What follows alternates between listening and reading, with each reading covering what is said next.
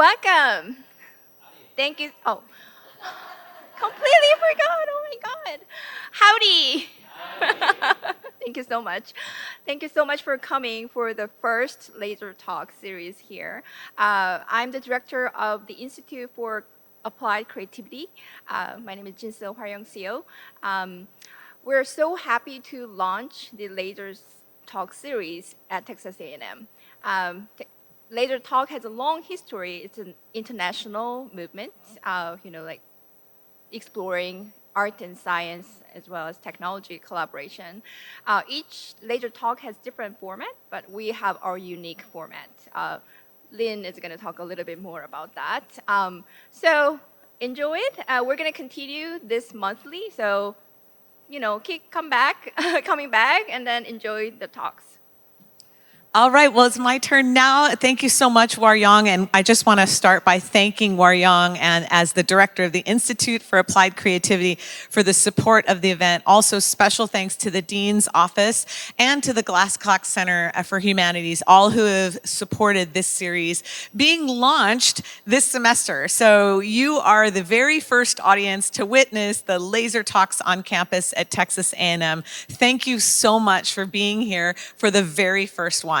My name is Lynn Vartan, and I am really excited about the multidisciplinary work that we are doing here. And the idea behind this series is to have a regular event where we can hear from people from our campus all the way all over the world about the work that we're doing, and then we can come together to have conversations, also share a little bit of nosh and enjoy some chit chat and talking and hopefully networking. Catering has been provided by all of the grazing, just beautiful, so please feel free to enjoy all of that. The Laser Talks will happen once a month, and our format is a shorter talk, so it's about a 30-minute talk from our guest, and then we'll transition to sort of an open dialogue. You are welcome to participate. If you have questions, please field them to us. But if not, that's okay too. I will happily interview everyone there. So that's what we're doing here today. And again, please stay afterwards to get to know each other and keep the conversation going. So without further ado, I'd love to welcome back Hwaryong, and we'll get started with the Creative Anatomy Collective. Thank you. Thank you. Now I have a different hat. Thank you so much again. We are the team of Creative Anatomy Collective. It's a group of faculty members from different departments. I'd like to introduce for our teams first. Okay, so Felice House, Associate Professor in the Visualization Program. Okay. Dr. Michelle Pine, Clinical Professor from Vet School. Caleb Kicklider, Faculty Member from Visualization Program. I'm the Associate Professor in the Visualization Program. And also this collaboration is not just among just four of us. It includes faculty members and in different colleges as well as different universities. So we have like endless names, but we have main faculty members here.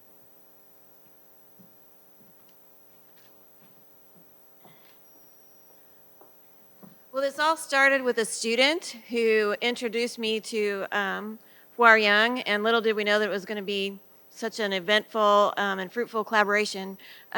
She was interested because the student showed her what we have as a bone box for the students to learn anatomy.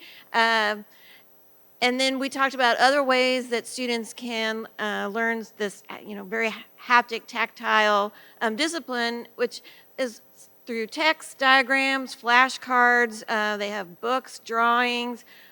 We even have plastic models, and then of course our dissection, which that's very hands-on, and then the bone box. And then she and I got to talking about, well, could we do more virtual type things? So we were doing the VR and the AR applications. So some of the challenges, as you can imagine, I would assume that many of you are in the visualizations, is that it's very static. students have a hard time learning when they can't actually manipulate it and move it around.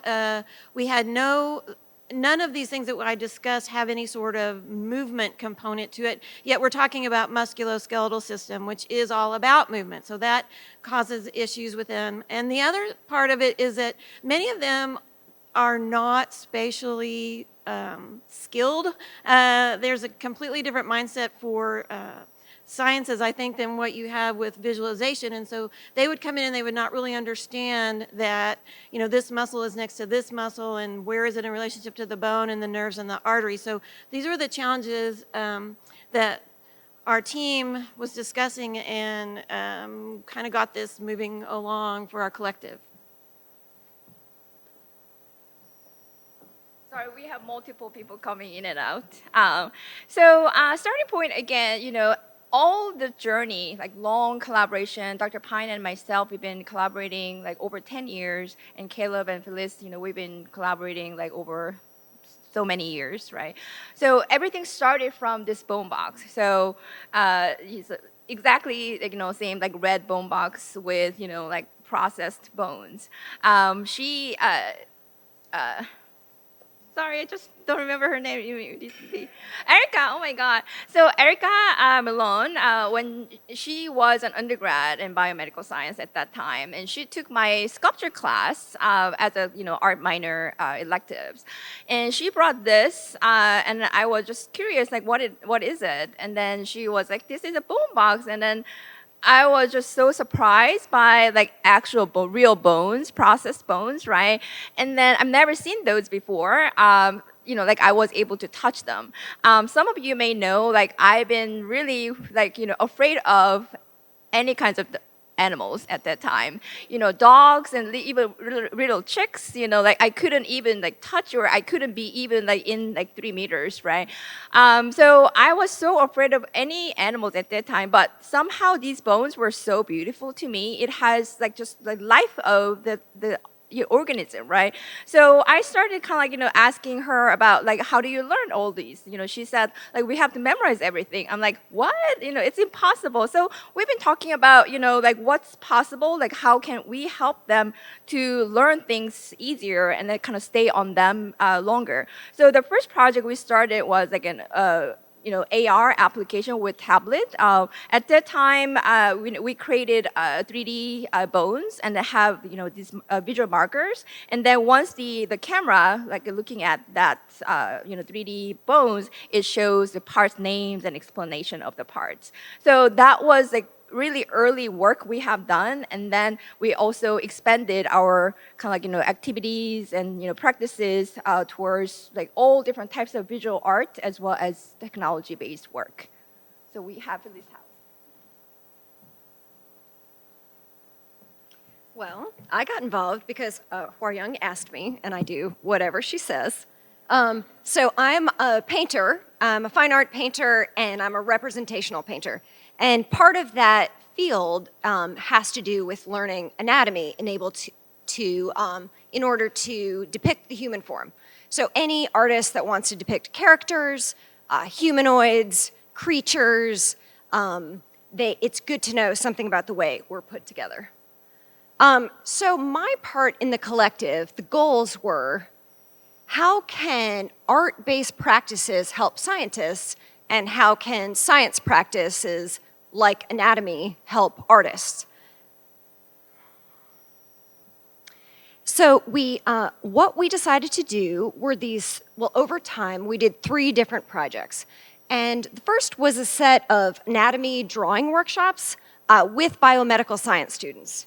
The second was body painting classes, also with the biomedical science and vet students.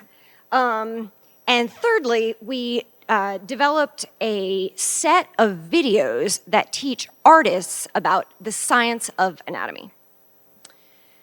So let me just go through those projects. First is the anatomy drawing project. You can see the class.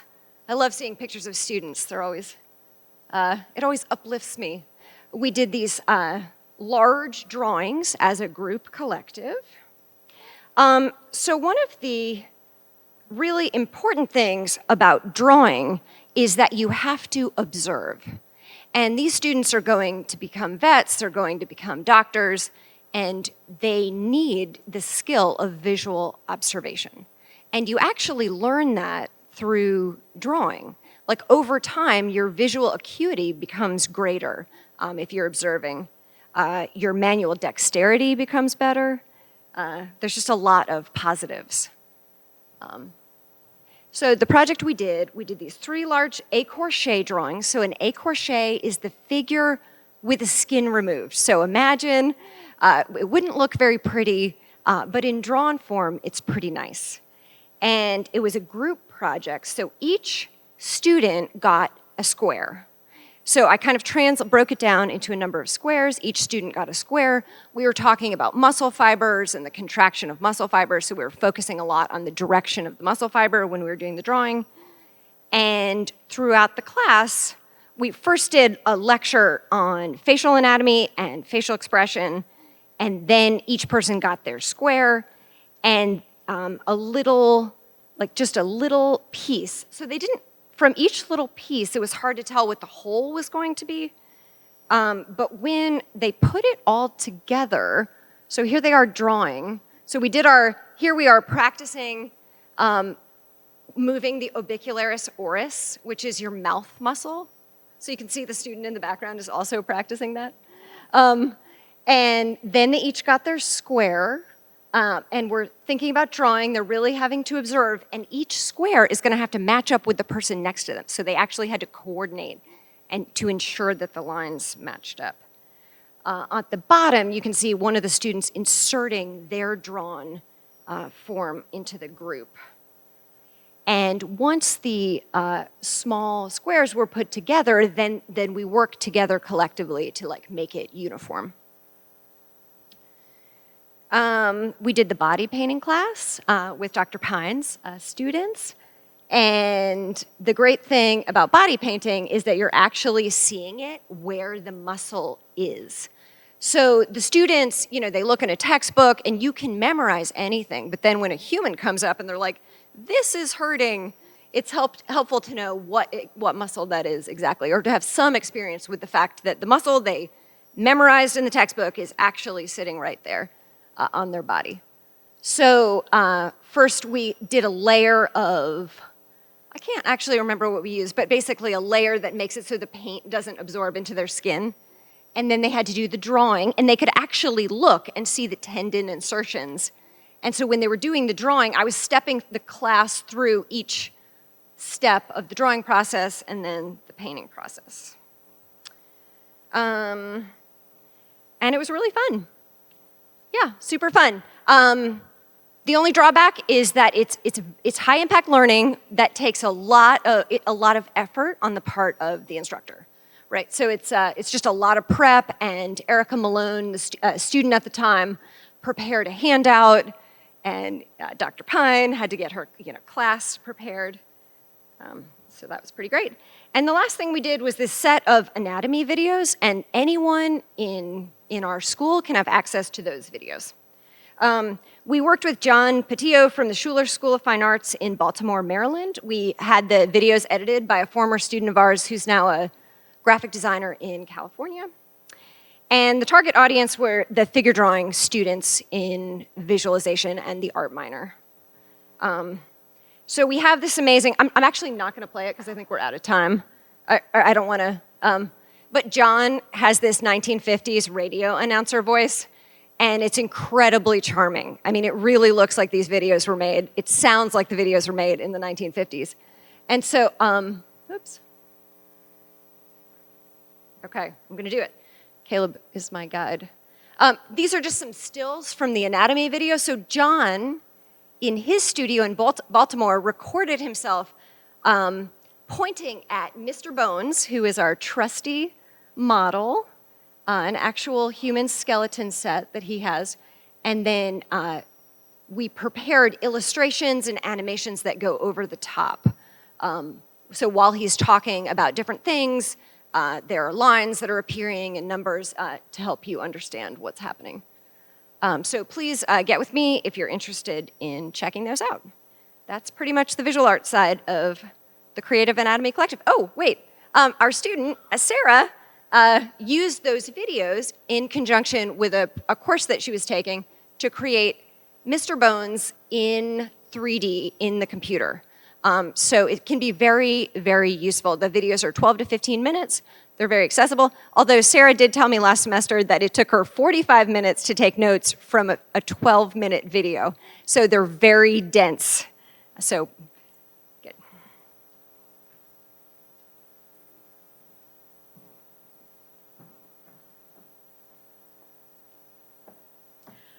So as Felice explained, we did the artistic part, the painting. We also did clay modeling.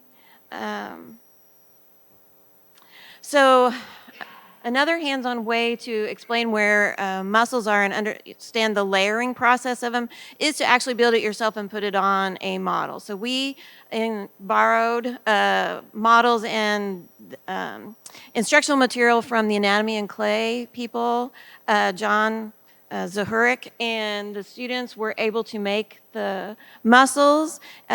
They did it in partnership with one another, and we also had, so it was canine and human, so they could compare. And the other thing that we did that semester is we had movement. So as I said, part of the problem is all of the things that we have are very static, but you've got your own body, right? So you can use that. And so we went with Chris Bergeron, and they had studios where they would utilize the muscles. I was like, well, what does this muscle do? And so then you would make the movement. And these are all a big hit for all of the students. Students that are in the, at least over for us, for biomedical sciences, and also the veterinary students, pre-professional, wanting to go into, some kind of a medical program, tend to be, I would say, they're very type A. They're very focused. They're very concerned about grades. So when we came to them and said, we're going to have you do art, they were not so happy about that initially. They were concerned. They were afraid because they'd never really done this before. But what we found is that they were excited about it, and they loved it, and it was very engaging for them. And they said, we got a lot of really good positive feedback because they were able to either draw and see where things were. They were able to make it out of clay and put it on the model. They were able to use their own bodies to figure out what the muscles did. And so it was a lot of experiential learning that they hadn't done before. So I was very happy and pleased with not only the results as far as their buy-in with it, but also the way that it impacted their grades and their learning in the class.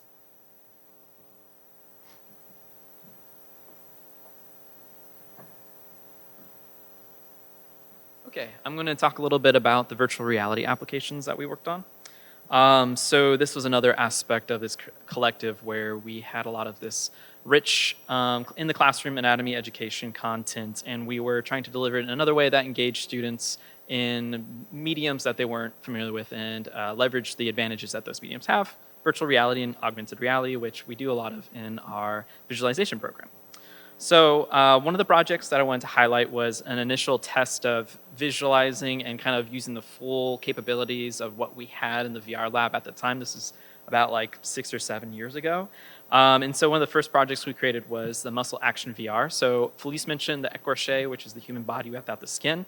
So the idea was to be able to embody literally the écorché and be able to manipulate it and seeing the muscles deform as you're moving it, so you can better connect the movements that you create with your bodies with the musculoskeletal actions of anatomy. And so as you can see here, the person who's in VR, using the VR headset, they can see their bodies. They're looking at a mirror. There's some kind of suggestions on how you should move, so there's like a little bit of a lesson structure there. We used an asset that we purchased from Ziva Dynamics, which is a professional industry standard for a lot of anatomical and simulation assets, and we use a modified version of that. And so there's a lot of interesting aspect of what our students do and what we could bring to this collaboration between these educational disciplines and virtual reality and augmented reality is that we have a lot of these really professional, high quality movie making material and software and tools and techniques, and it's surprisingly very applicable and underutilized for a lot of these applications for education and training. And so we got access to this and we found it was very accurate, very high quality compared to what you might get through some other services. And in this case, because we wanted full body tracking, we didn't have a motion capture suit at the time. Those were very, very expensive and a lot less accessible. So we actually kind of developed a system using the HTC Vive, had these like pucks, and so we kind of mapped out onto the body different parts of locomotion articulation and simulated the other body movements like how the shoulder raises by solvers and things like that within the 3D application. And then we also had different ways and methods that we were highlighting, visualizing the content. This is something that, you know, working in virtual spaces with these applications, we can deliver content and isolate content in ways you can't in real life, right? So we can real time hide muscles. We can highlight things, make them glow, make them bigger. We can add different visuals just floating in front of your face exactly when you need it. So there's a lot of different ways that you can deliver this information in unique methods than we could with our other lessons. One of the other projects I wanted to highlight was Innervate VR. And so innervation, if you're not familiar with it, is essentially the medical term for how nerves activate the muscles on the body and tell them to contract and relax. And so this is much like what Dr. Pine was mentioning about motion and seeing things like the consequence of something happening and how it affects motion. This is a very challenging topic to teach without seeing something moving, right? And so you might, as a vet, have a dog come in and it might be limping a particular way and it might be due to nerve damage. And so you need to know by how that dog is carrying itself or animal's carrying itself and how it's moving that limb is going to tell you a little bit about which nerve is being damaged in the limb. And so that's obviously, as you're learning, just looking at a textbook, that's very challenging because you want to see that consequence of action. So in this application, that is what the user's doing, is they're seeing this before and after of movement, and they're actually clicking on the nerves, and it's highlighting and telling you information about what's being damaged. This was part of our undergraduate research program that the university holds. We took advantage of this. We worked with some undergraduate students. They were undergraduate scholars who worked as a year on this project, and it was started by Dr. Pine again, Dr. Malone. She started with the AR version, and these students took it further in the VR version. And so anybody who's interested in this kind of thing, we highly recommend you guys pursue this resource because it's an excellent way of getting students involved with your research. I went through the full animation and virtual reality pipeline of creating digital assets and animating them. So those two students are animation students, and they actually both are in the animation industry working at DreamWorks and Disney. And so they were using those skills they took in the classroom to create these higher quality visuals. And this had a learning component for gross anatomy, so we had an opportunity to add on extra little pieces to enhance that learning experience by having like an anatomy review section, an interactive section. And so that interactive section is the part where when a student interacts and damages the nerve, they can play back the animation. And the two undergraduate research scholars, they made animations for every type of possible nerve damage to see how that interacted with the healthy. And that comparison is really important, right? Because you need to see how it's supposed to move and then seeing how it's actually moving now. And it's on that. Okay.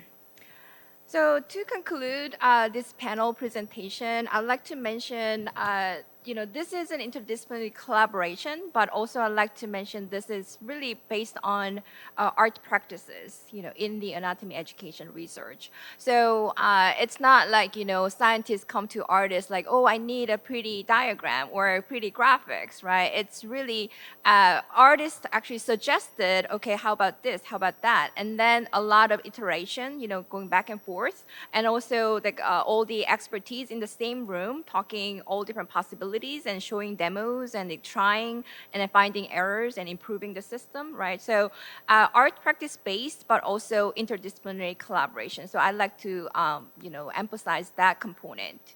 Also in our team, we have a great, expertise in terms of 3D graphics as well as interactive and immersive technologies.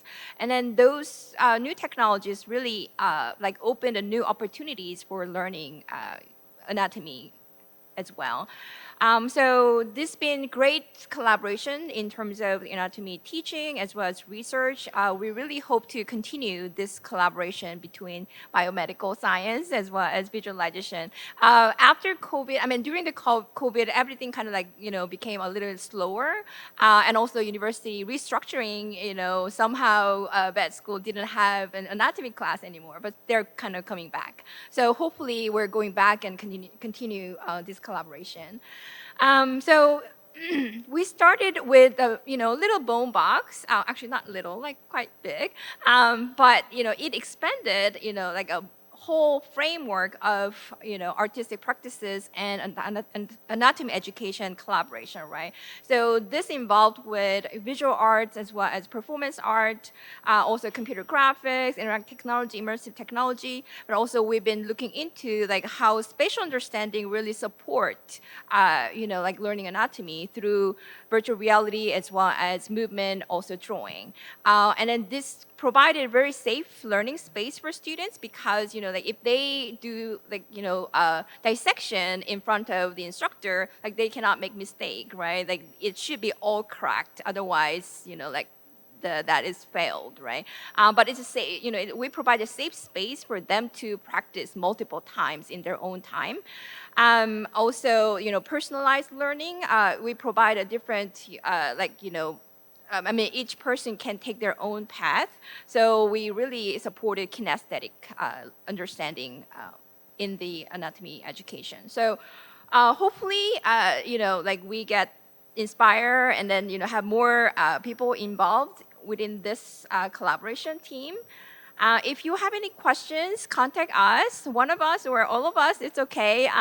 We would like to continue working together. And one thing I think, I don't know, you mentioned, but the set of anatomy videos for anatomy students, also visualization students are available on YouTube, but we're not just promoting everywhere, right? So if you are interested in, or if you think your students will be, getting benefit out of it, let us know. We can share the link. I think that's it. Thank you so much. Great. Well, thank you so much. That's awesome. Yes. Well, we'd love to bring our panel up to the seats and join us, and we'll start the second portion of the part of the talk. So please feel free to have a seat. It's absolutely open for questions. I always have tons of questions, so I'm happy to get it started. But if you have any, just really, let me know, and I'd be happy to get questions from you all as well. So to begin, I would love to sort of ask you a little bit more about kind of the logistics of how the ideas are developed. So it looks like, Dr. Pine, you're coming primarily from the medical range of it, and then War-Young, you're coming from the art range, and then you loop in collaborators. What is the sort of format for developing the work together? How much time do you all spend in how does the project development happen from inside the collective? Okay, maybe I can start. It's really, I think we all know it's really difficult to do interdisciplinary collaborative works, right? But we had a really great mechanism, like internal grants. So Dr. Pine and I started a Creative Anatomy Collective. Was it like 2013 or something like that? That was a huge fund, to supporting interdisciplinary teaching.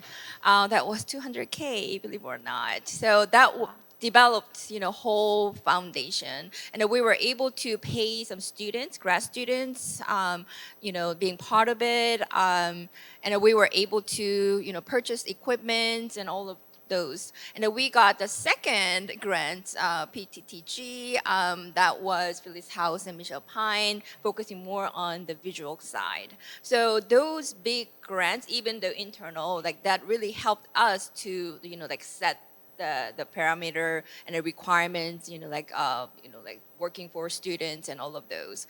And was it always the intent to bring those into the curriculum, or were they part of outside research projects? This is all pretty curricular work, and was that the intent from the get-go, from the collective?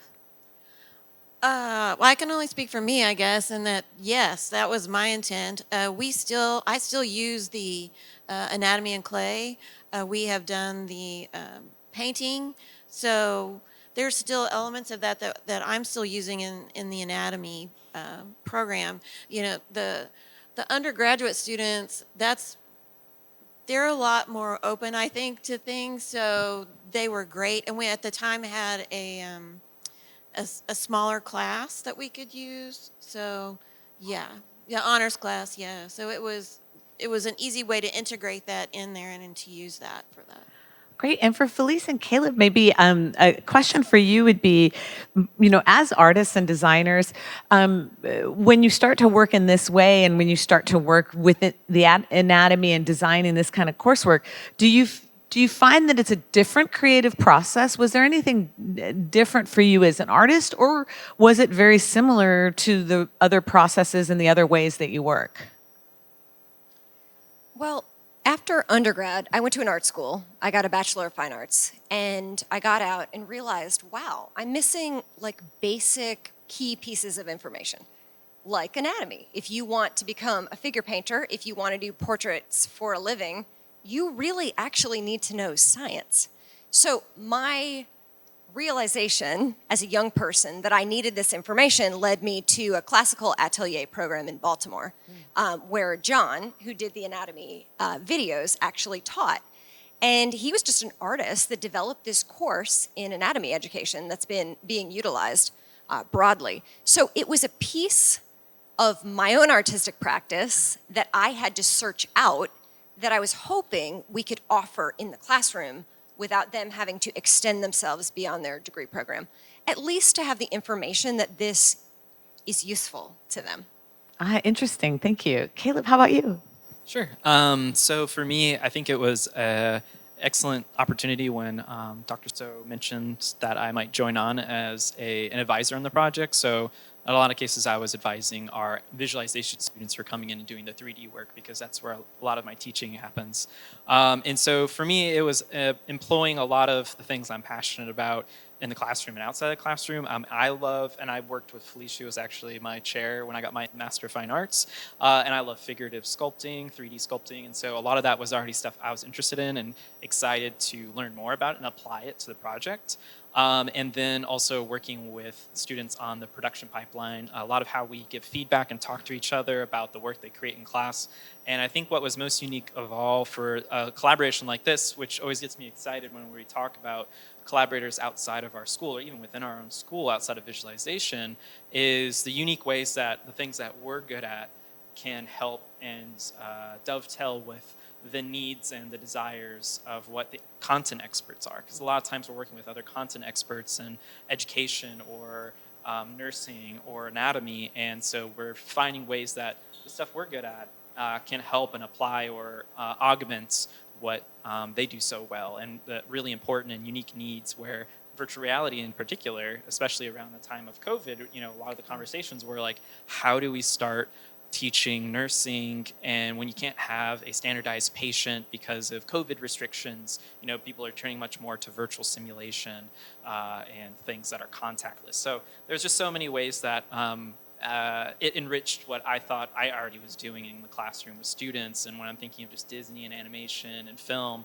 it made it seem so much more meaningful because it's giving back and applying to the world in ways outside of entertainment. Fantastic, thank you.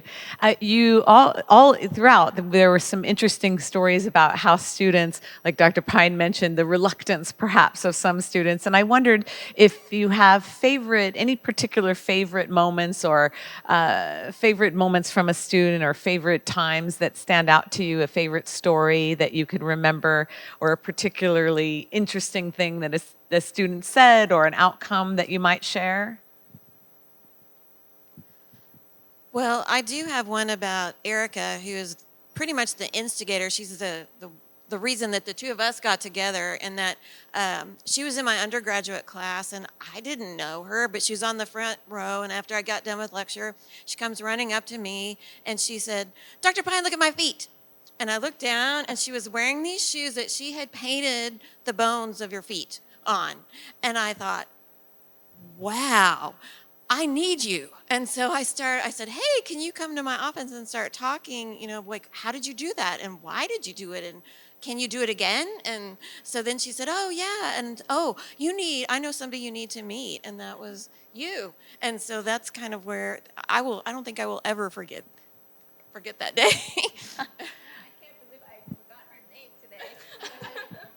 Yeah, so I think the whole research kind of activity kind of going towards education, how can we help students learning anatomy more fun and easier, right? And also like how instructors really provide a good material for students to, understand the concept, effectively. So we have a lots of experience with students.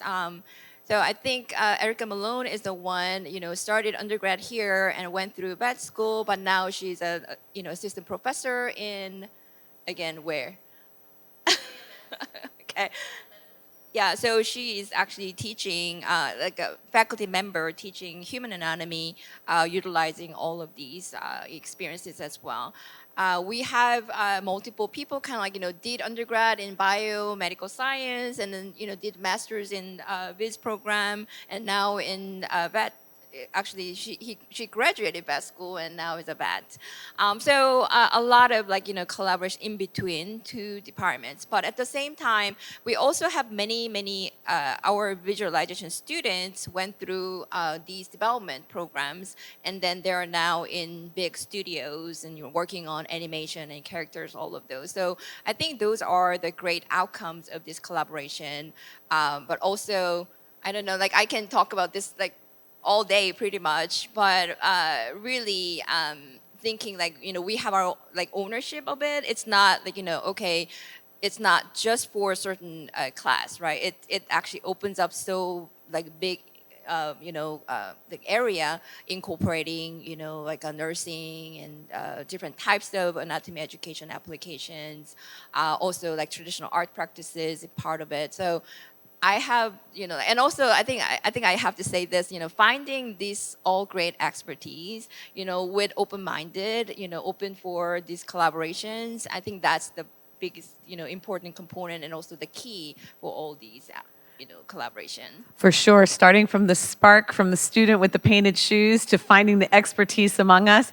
I'd love to get into how to structure this in the future and how we can expand on that. But first, I want to see if there are any questions from the audience. Is there anything you'd like to ask or get involved in? I'm happy to keep going, but if there's anything anybody wants to know, please let me know. All right, I'll keep going, but just holler if you need something or raise your hand if you want to get involved in the conversation.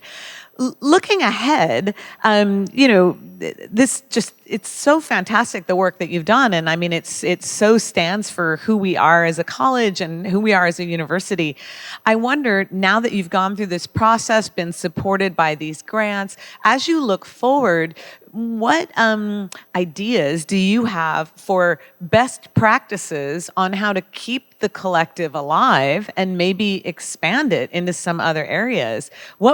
In your dream world, what does that look like? And maybe each of you has, let's just go off on dreams so that we can get those, out in the world and see what we can make happen in the future.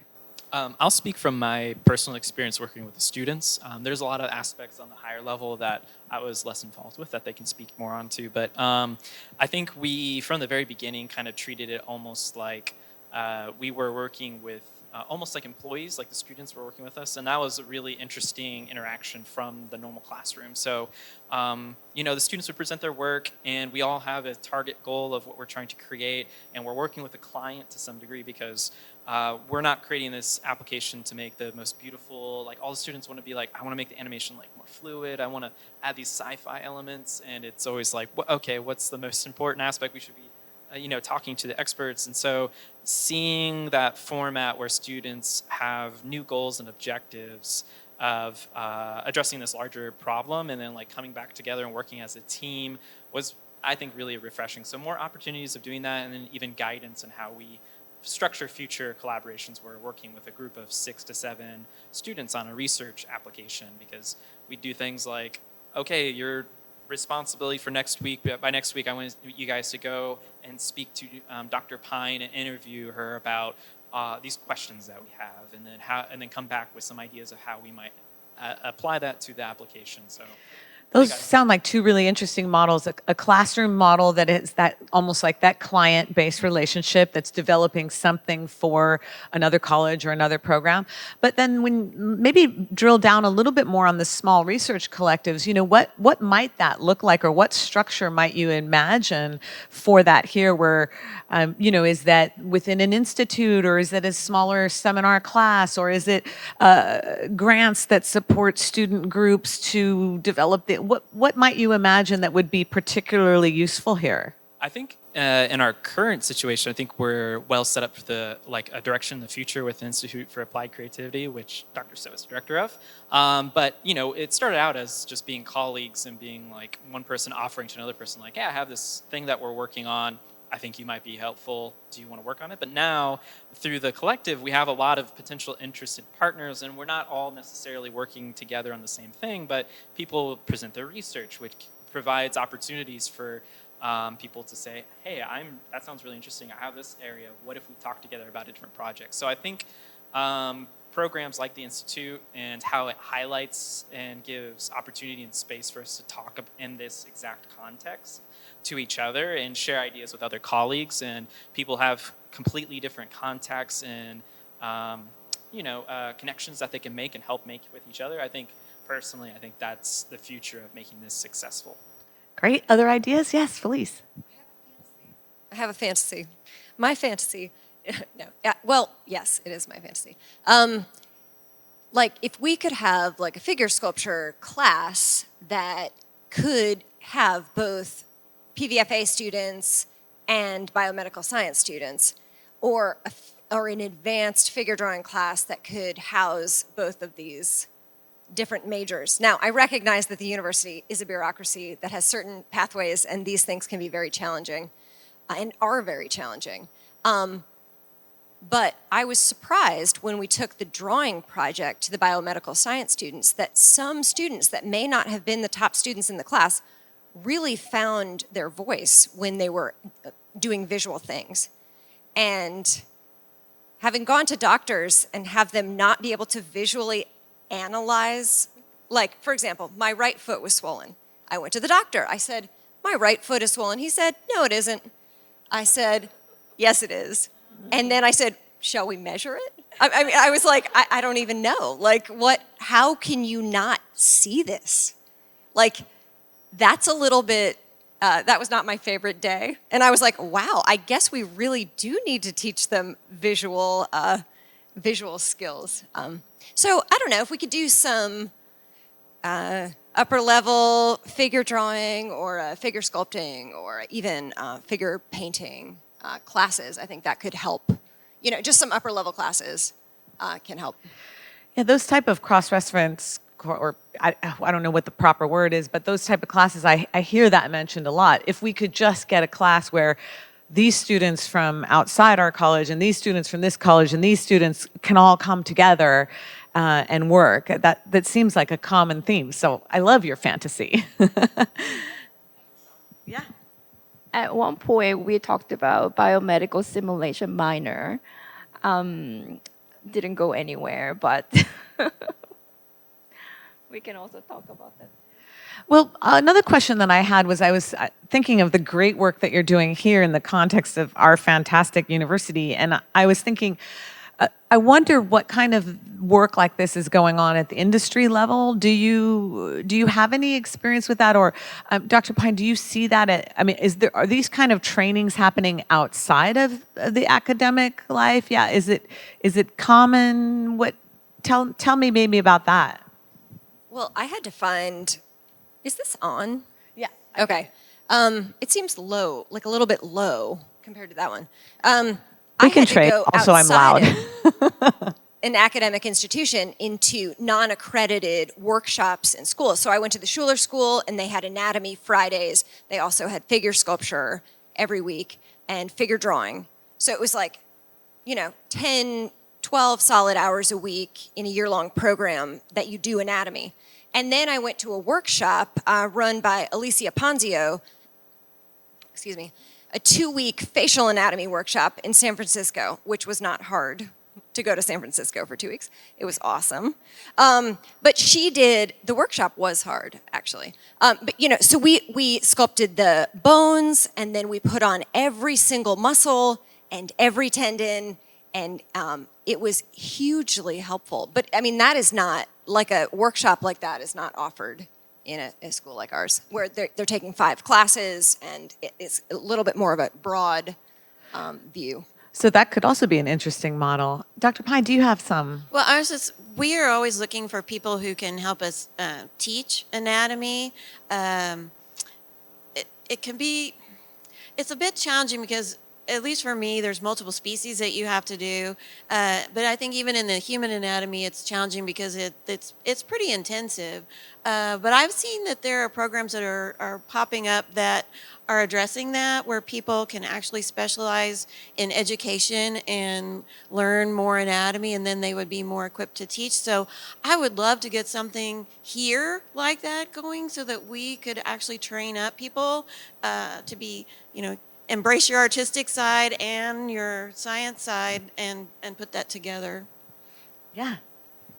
One thing I was going to mention is in our nursing collaboration, one of our primary collaborators has been Dr. Elizabeth Wells Beatty. And so she was one of the people who, again, initially worked with Dr. So when he kept expanding into new areas. But I went to a nursing simulation conference. So a lot of the types of applications that I was showing are very common, like in terms of there's so many different companies and industries that are dedicated to this. But what I think I kind of learned from this interaction is there's so many unique learning challenges in that category of nursing specifically, and a lot of different ways you can approach it. So even though there was so many opportunities out there, she was excited to work with us and the other collaborators from the College of Nursing, because they were like, oh, we have all these interesting ideas of how we could do this differently that I went to the conference and the company wasn't this company wasn't doing it. And then of course also working with these students who are visual artists, and so how they can also bring that to the table and enhance it in a way that some of these companies might not be doing. But it was really kind of opening my eyes to the very different problems. There's so many different ways of teaching and talking about it, and very complex subject matter, and all the opportunities that are there. Fantastic. We can trade mics also. One of the things I probably maybe two more things that I want to hit, and I wondered if you could speak a little bit about some of the challenges that this type of multidisciplinary work presents. I know you had talked about all the front heavy work that goes in preparing. Are there other challenges, speed bumps, things that we should be thinking about overcoming?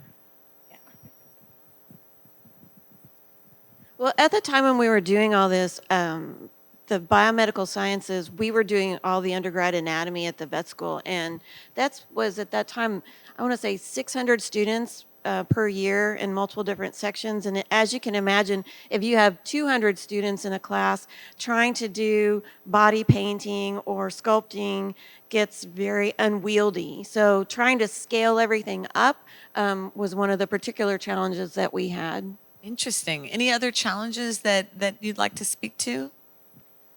In terms of collaboration, it requires a lot of meetings, right? And at first, we have to learn like anatomy terms. We have to kind of like learn each other's language, and we have to speak same language to collaborate, right? So all of us, I mean, Felice has its own, her own like anatomy experience and knowledge, but for me, it was completely new. I had to, memorize the bone names. At least I can talk about it, right? So that was the biggest challenge. All of my students had to learn specific anatomy terms, and especially the specific area they work on, so we can actually discuss the issues with anatomy educators, right? So like learning each other's field, and also I'm sure Dr. Pine and then her students had to learn about like 3D rendering, 3D texture, and 3D model and that kind of stuff, right? So